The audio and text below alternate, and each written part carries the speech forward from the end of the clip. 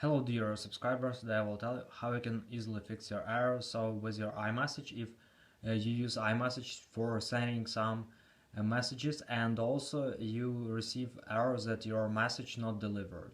So how you can fix it? So for fixing it, first thing, just go to the settings, and now you just need to check your mobile data. So just check if you turn on your mobile data, because mostly it caused by your internet connection, so you just have some problems with your internet connection. So just check your internet connection.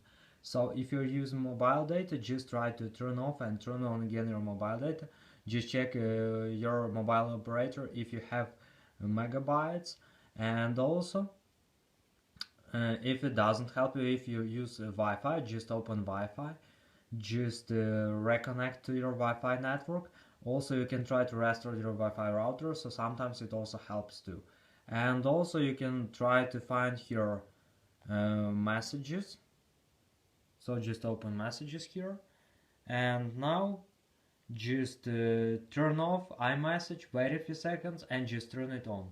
So just reactivate your iMessage. And if you still have this issue, so just go to the general, just find here general,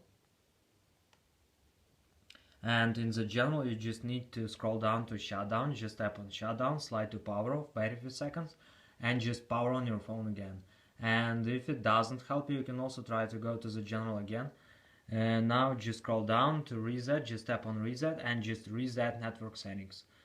So if it doesn't help you, you can also try another way. So it's the latest way you can try. Just might force restart on your phone.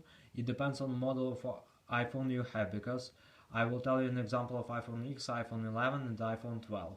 So iPhone with Face ID. And if you have another model, just find in Google what combination of buttons you need to press to make force restart.